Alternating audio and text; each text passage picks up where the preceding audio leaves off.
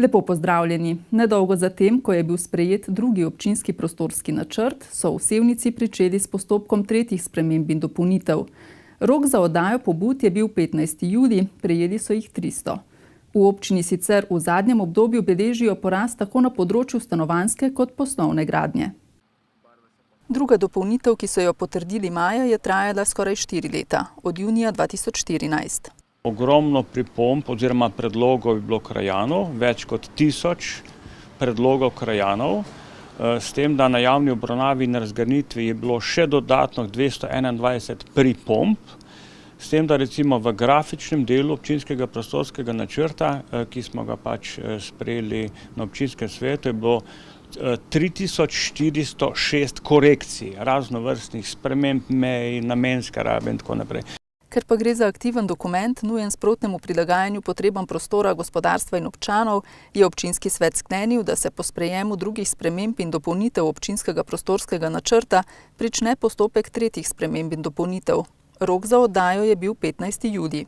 Konec maja smo sprejeli sklep o pričetku postopka, s tem, da do sedaj od nekako lanskega leta in pa sedaj do nekako 15.7., kjer smo nekako formalno zaključili, da ljudje lahko dajo pripombe, je prispelo več kot 300 pobud, tako da dejansko recimo ljudje nekako čutijo, da je smiselno dati pobude in dejansko, če primerjamo, v drugih spremembah smo imeli več kot 1000 pobud, zdaj imamo več kot 300. V občini Sevnica v zadnjem obdobju beležijo porast tako na področju stanovanjske kot poslovne gradnje. Ljudje so aktivni, želijo delati. Moram sam poudariti, da v drugih spremembah nekako smo zagotovili več kot 100 lokacij za gradnjo stanovanjskih hiš, ki zdaj dejansko v bistvu pridobivajo dokumentacijo. Na Dolnjem Brezovem oziroma na Volavcih je trenutno možna gradnja 10 stanovanjskih hiš. Nekateri so že nekako v postopku pridobivanja zemljišč, tako da v bistvu stanovanjska gradnja je možna tudi na tem področju občine Sevnica. Na tem območju občine pa se odpira tudi poslovna dejavnost. V poslovni coni Blanca, ki se razprostira na območju nekdanjega rudnika Nekovin, v drugem letu pričakujejo začetek gradnje velikega proizvodnega objekta, kmalu zatem pa še odprtje storitvene dejavnosti. Last zemljišča je v lasti občine Sevnica.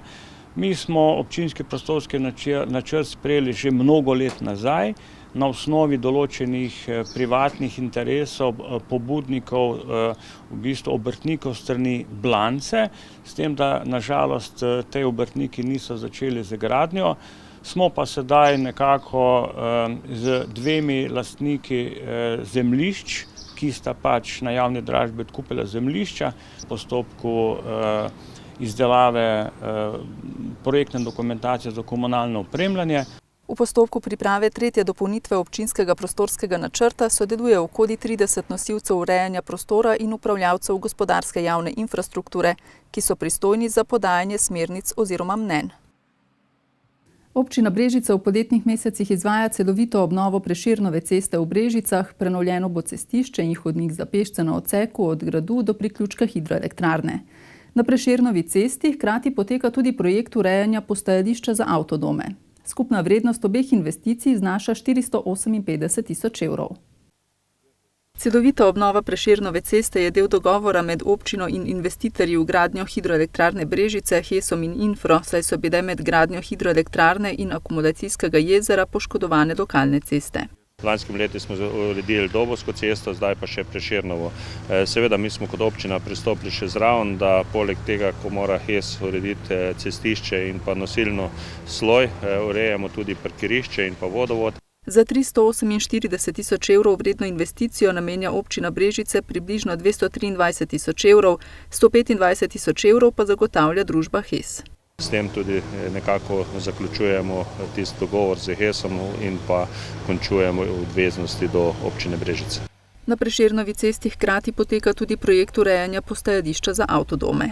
No, jaz moram reči, da to gre za manjše parkirišče avtodoma, gre praktično samo za 4 vozila, kajti tu ne gre za neko naselje avtodoma, ampak samo za parkirišče, kjer naj bi prišli za par ur, kjer bi se imeli možnost tudi okopati, priključiti na elektriko in pa ogledati občino Brežice, tako da poleg tega pa seveda pri avtodomu, s kim bojo urejene vse tiste stvari, kjer je nujno za nujno oskrbo avtodomarjev. Poleg 4 parkirnih mest bo torej na voljo tudi tako imenovani infrastrukturni otok s priključki za elektriko, vodo in odvajanje odpadnih voda.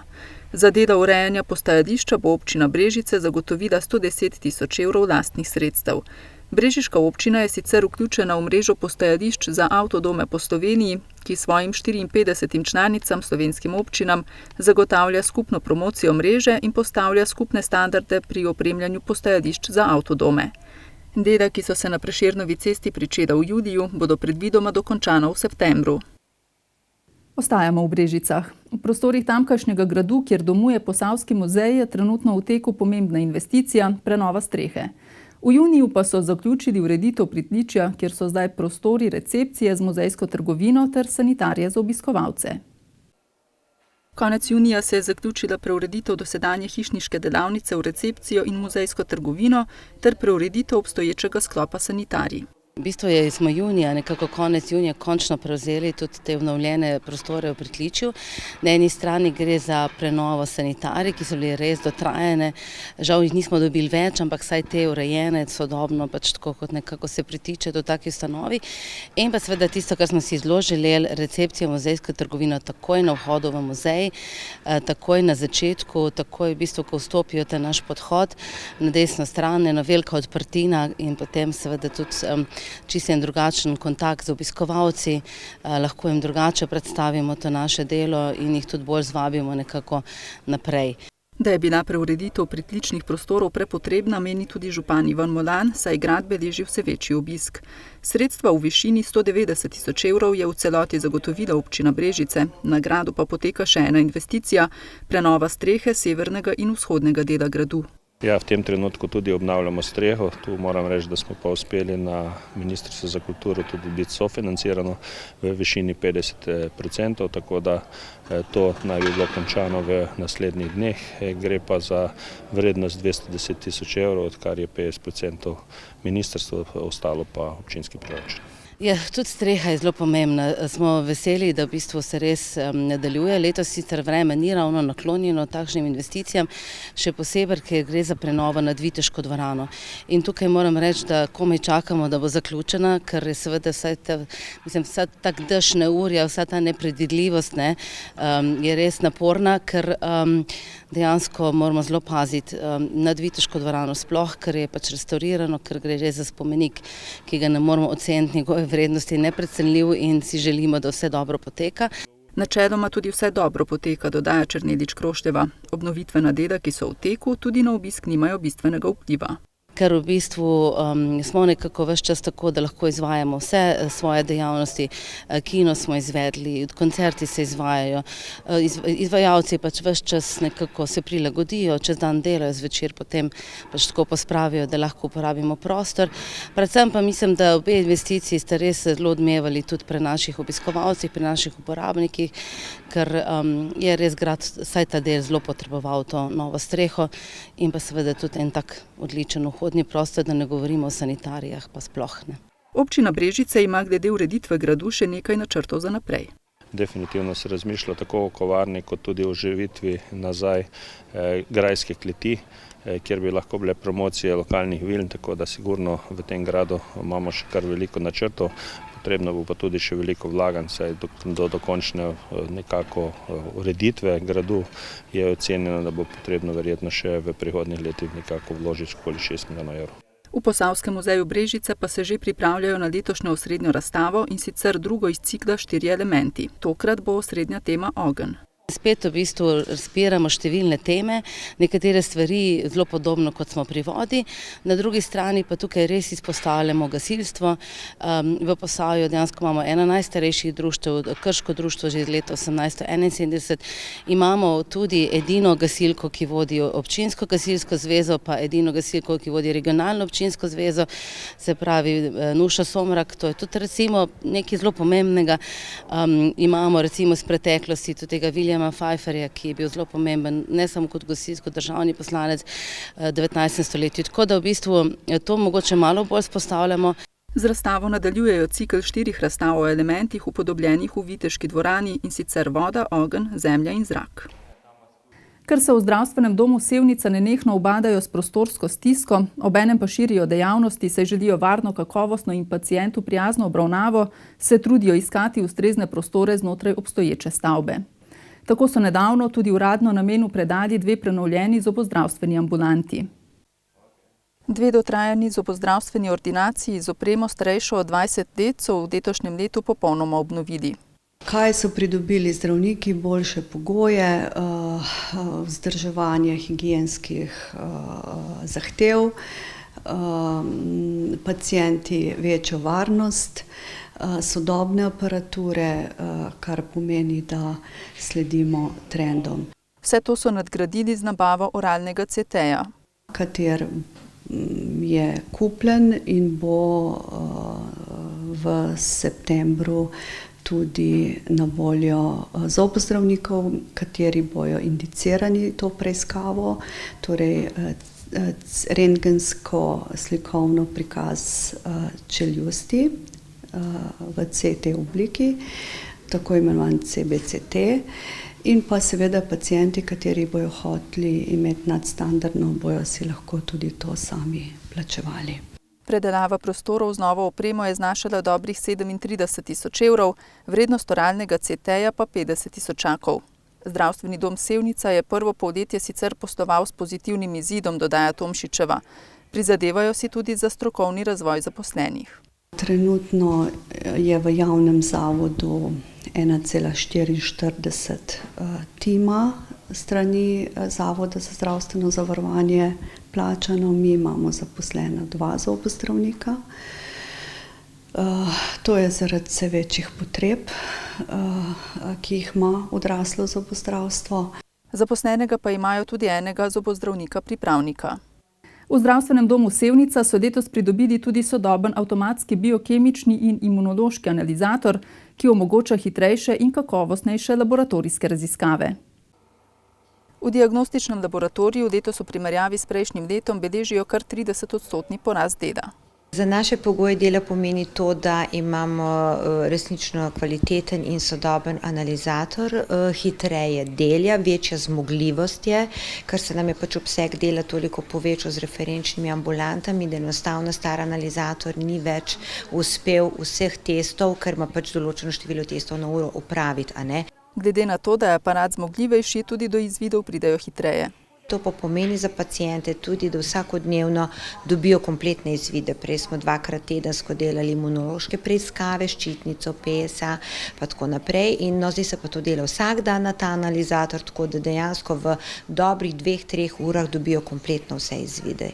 In s tem tudi zdravniki, ne. V laboratoriju, v diagnostičnem laboratoriju pa smo mogli ob nabavi prostora tudi predelati, ob nabavi aparata tudi predelati prostor, in vse skupaj je bil z analizatorjem vred investicija 80 tisoč evrov. Nabava sodobnega biokemičnega in imunološkega analizatorja ter obnova zobozdravstvenih ambulant nista bili edini pridobitvi sevniškega zdravstvenega doma v tem letu. Določenih posodobitev so bili deležni tudi v reševalni službi. Za področje sanitetnih prevozov, in sicer dialize, smo kupili novo sanitetno vozilo v vrednosti 31 842. tisoč evrov. In pa reševalno vozilo, kombi, za nenujne reševalne prevoze s spremstvom, ki je pa bil preko javnega naročila kupljen za 42.900 evrov in v teku je nadgradnja v vrednosti 30.000 evrov. Novo sanitetno vozilo je že v uporabi, transporter za nenujne reševalne prevoze pa bo v uporabi konec avgusta. V nadaljevanju sledi nekaj kratkih vesti. Zavod za podjetništvo, turizem in mladino Brežice vabi k prijavi na 8. podjetniško-obrtni in kmetijski sejem POK 2018. Tudi letos bo sejem potekal v športni dvorani pri osnovni šoli Brežice in sicer 20. in 21. oktobra. Vsa zainteresirana podjetja pa imajo možnost za ugodnejši najem sejemskega prostora do 28. avgusta. Sejem bo tudi letos tradicionalno postregel s pestrim obsejemskim programom, otroško animacijo ter kuhanjem županovega golaža. Ves čas trajanja sejma pa bodo v sejemski vinski kleti potekale degustacije lokalnih vin in domačih dobrot, pripravljenih izpod mojstrskih rok iz lokalnega okolja. Vseh presenečen organizator letošnjega sejma še ne želi izdati, obljubljajo pa, da bodo novosti, ki jih pripravljajo letos, vsekakor popestritev sejemskega dogajanja. Občina Sevnica je za Tončkov dom na Lisci pridobila znak kolesarskega nastanitvenega obrata. Znake podeljuje Združenje za pohodništvo in kolesarjenje na podlagi javnega poziva za specializacijo namestitev za pohodnike in kolesarje. Pridobljeni znak kolesarskega nastanitvenega obrata tako zagotavlja kolesarjem na Lisci poleg že uveljavljene gostinsko-nastanitvene ponudbe tudi osnovne turistične informacije in nasvete o ponudbi za kolesarje v občini ter še številne druge pohodnikom in kolesarjem koristne informacije. S tretjo finalno preizkušnjo se je v Petišovcih pri Lendavi končalo letošnje državno prvenstvo posameznikov v spidveju.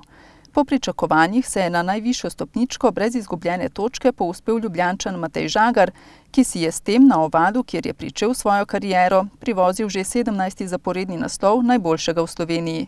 Drugo mesto si je v finalni vožnji priboril Hrvat Jurica Pavlic, tretja pa član Avtomotodruštva Krško Matic Ivačič. Slednji je s tem prvič v karieri postal slovenski podprvak, tretje mesto v prvenstvu pa si bo pod letošnjo sezono zabeležil najboljši slovenski mladinec in Žagarjev klubski kolega Nik Škorja. Počitniški čas je kot nalašč primeren za izlet v naravo ter spoznavanje bližnje in daljne okolice. Posavje skriva kar nekaj kotičkov, ki jih je vredno obiskati. Med njimi je tudi Bizeljski grad, predvsem zanimiv izlet za tiste, ki se radi prepustijo toku zgodovine, pa tudi ideja za družine z otroki, ki bodo veseli raziskovanja med grajskimi zidovi. Grad Bizeljsko je ena od značilnih vedut pokrajine ob reki Sotli. V pisnih virih se prvič omenja leta 1404. Glavni lastniki so bili grofe Vindišgrec, potomci so še danes že večji, so bili predlani tle na eni pokuščini vina. Oni so pač po vojni morali oditi, lepo z ročno prtljago, po tistem pa so počasi to pokradli, uničili. Leta 1956 so bili begunci z Madžarske tu, 300 ljudi je bilo zgoraj nastanjenih, 6-7 mesecev so bivali tu, potem so pa šli vse okoli.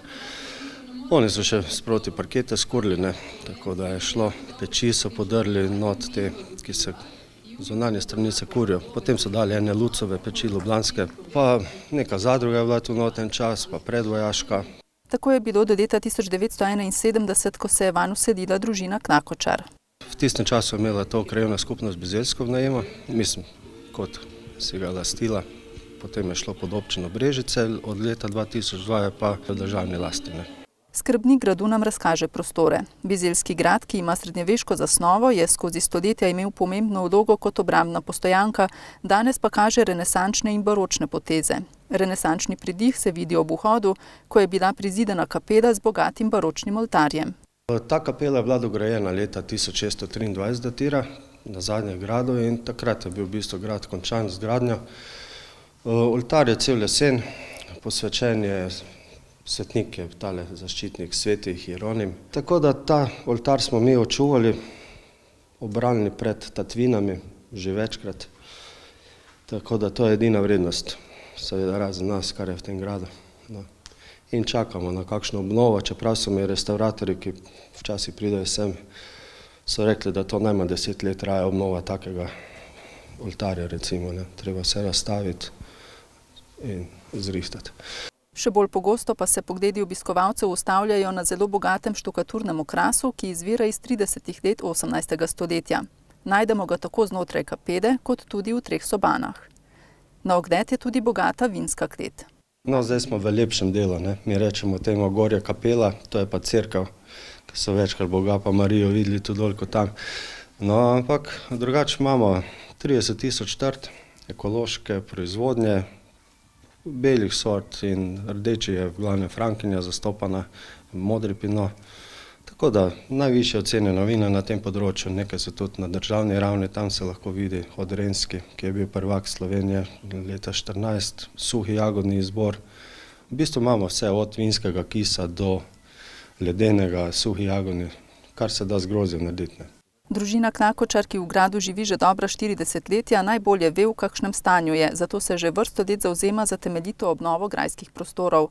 Pred 15 leti je država, ki je lastnica gradu, sicer obnovila streho, a od tedaj se v njem ni zgodilo veliko. Država ga že leta in leta tudi prodaja, a interesentov zanj ni. Ker to je absurd, ne.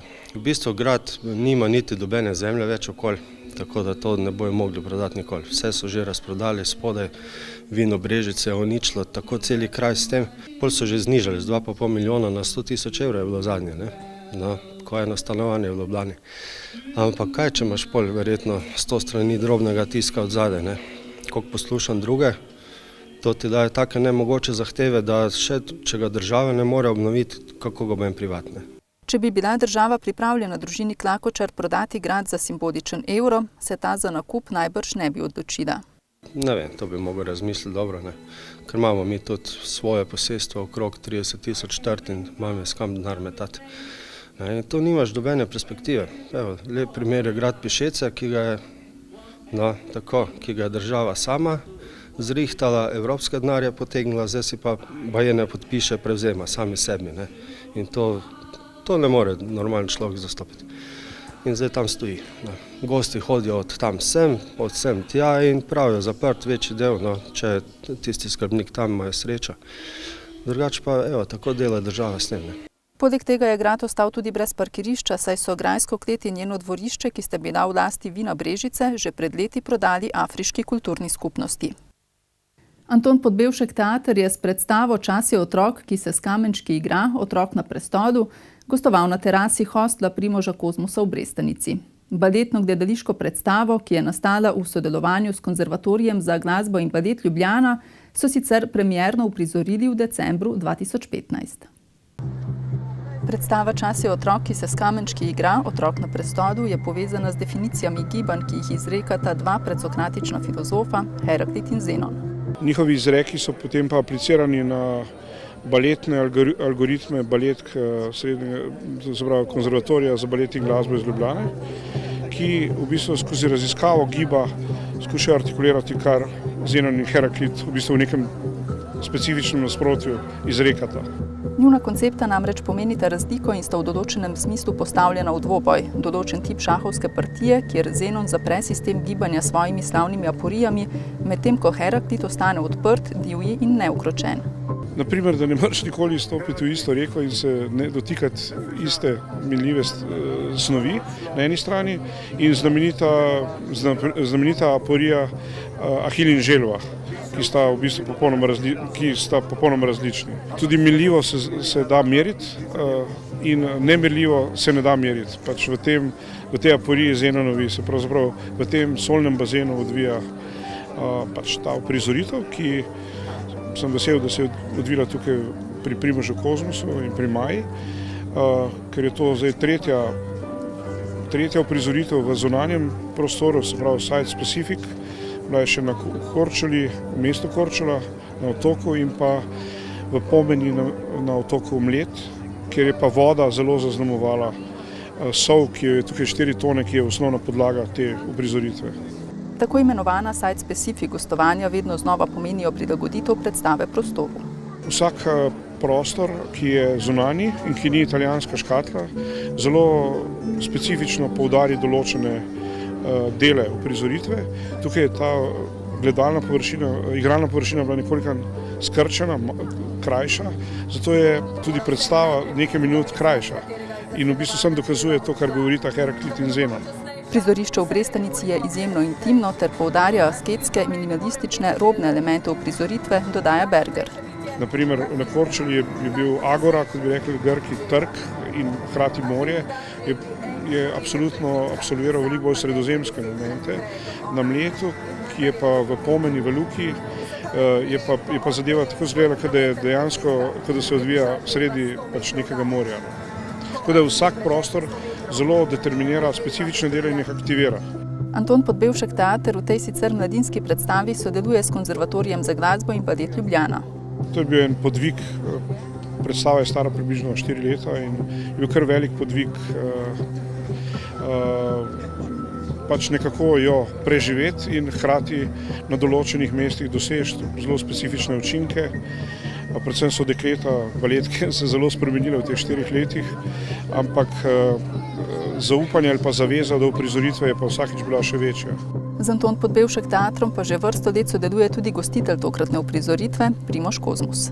Sem nastopal v parih njihovih predstavah in stkalo se je to prijateljstvo in seveda sem vesel, da smo jih danes gostili tukaj v Brestanici, v klubu Pod Lipo. Mislim, da je to ena res lepa predstava in da so bili obiskovalci zadovoljni. Želim si, da bi to postala tudi ena tradicionalna, da bi vsako leto enkrat prišli sem in uprizorili neko njihovo prireditev. Turistično društvo Senovo je na dan rudarjev v avli doma 14. divizije Senovo postavilo na ogled razstavo z naslovom Srečno knapi. Prebivalce Senovega z rudarstvom povezuje več kot 200-letna zgodovina. V tamkajšnjem premogovniku je bilo v 50. letih 20. stoletja zaposlenih kar 1300 ljudi, pred 10 leti pa je zaposlitev izgubilo še zadnjih 18 rudarjev. V kraju z rudarskimi koreninami zato ni nenavadno, da tako posamezniki kot društva svojim delovanjem skrbijo za ohranjanje in popularizacijo rudarske dediščine v njenem najširšem pomenu. Ta zbirka je nastala na ta način, oziroma razstava nastala iz 3 zbirk. Zbirke, ki jo ima privatno Boris Jevšnik iz Kostanjevice, on je drugače Senovčan. Njegov oče je bil nadzornik, tako kot moj, oziroma nadnadzornik, in je pa potem se odločil, da začne zbirati stvari, ki so vezane na premogovnik Senovo. On je sicer kasneje to zbirko razširil na premogovništvo v Sloveniji. Moja zbirka se nanaša na zbirko gradiva, ki izhaja iz Senovega. Potem pa imamo še zbirko, s katero pa razpolaga Turistično društvo Senovo. 3 zbirke so torej združili v eno zelo bogato razstavo, v kateri so skozi posamezne predmete predstavili zgodovino rudarjenja na Senovem. V kateri smo nekako predstavili od prihoda v službo, kako so v Vašhavi obešali umazano perilo, torej delovna oblačila. Potem smo imeli, ob strani prikazujemo cicko kot vagonček, s katerim so vozili les v jamo. V nadaljevanju imamo častno uniformo ali slavnostno uniformo, ki so rudarji ali premogarji oblekli ob dnevu rudarjev ali pa ob prazniku Svete Barbare, ki je 4. decembra. Razstavljena je bila tudi bogata zbirka gradiv o premogovništvu in rudarstvu v Sloveniji.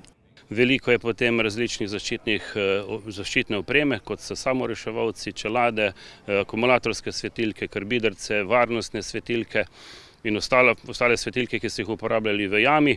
Na ogled so postavili tudi različno rudarsko orodje. Od cvajšpica, kroce, herzšafle, torej to so izrazi, ki so jih uporabljali naši premogarji oziroma rudarji. Tako da zbirka je zelo bogata in mislim, da jo bomo še obogatili, kajti pozvali smo prebivalce Senovega, ki razpolagajo še s kakršnimkoli gradivom, da ga odstopijo za to zbirko. V Turističnem društvu Senovo si sicer vseskozi prizadevajo za posodobitev in obogatitev zbirke. Mi smo se prijavili na projekt Interreg v sodelovanju z rudami iz Hrvaške. Nažalost, tam nismo uspeli. Upamo, da bomo našli kakšen drugi vir financiranja, kajti razpolagamo z zelo bogatim gradivom, ki je v Ravnah. Gre za prikaz tehniške dediščine premogovnika Senovo z 5 različnimi lokomotivami in pripadajočimi vagončki. Potem pa imamo še zelo bogato zbirko tudi na Reštanju, kjer je machine house ali strojnica, v kateri smo ohranili dejansko ves pogon strojnice in pa v enem pomožnem prostoru uredili kot prikaz reševalne postaje.